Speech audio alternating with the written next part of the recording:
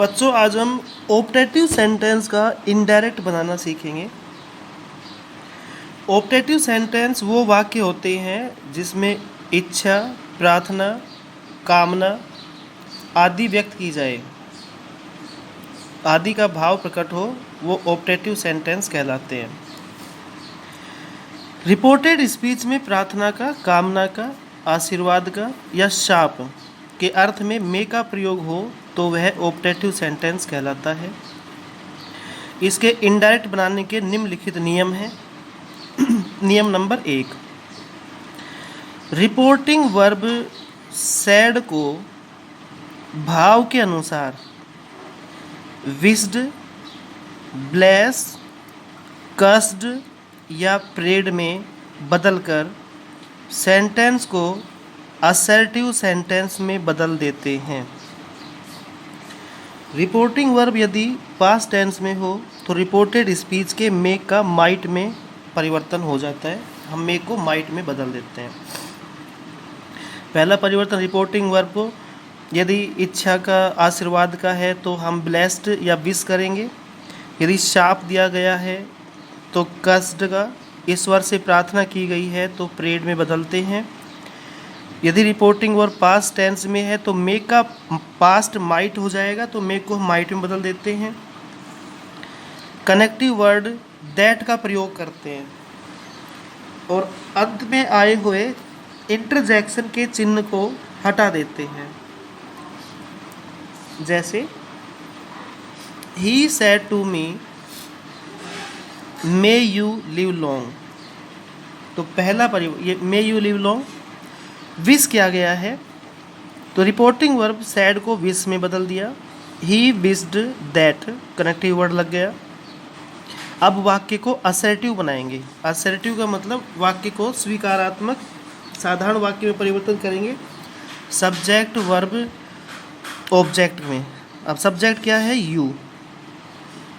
You second person pronoun है तो reporting verb के ऑब्जेक्ट के अनुसार परिवर्तन होगा। मी का सब्जेक्ट बनेगा आई। आई मे को पास्ट में बदल दिया माइट में। I might live long. इस प्रकार से हम ऑप्टेटिव सेंटेंस का इनडायरेक्ट बनाते हैं।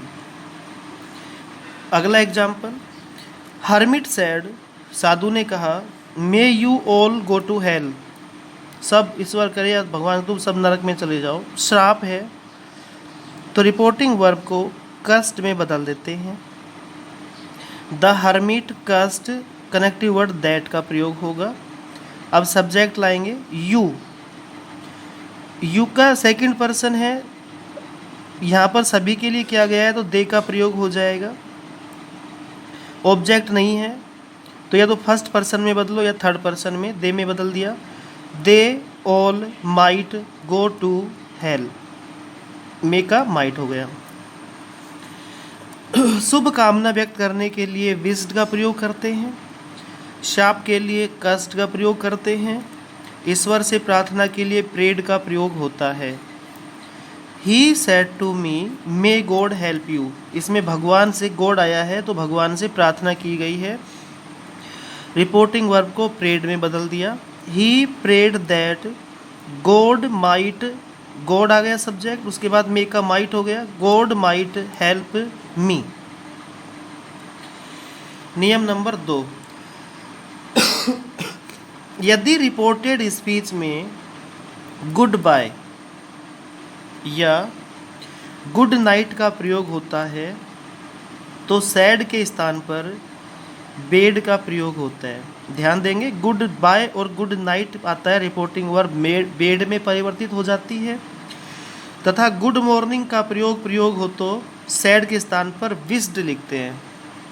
गुड मॉर्निंग आएगा तो विश्ड, गुड नाइट और गुड बाय आएगा तो बेड में परिवर्तन कर देते हैं, जैसे कि एग्जाम्पल में दिया गया है।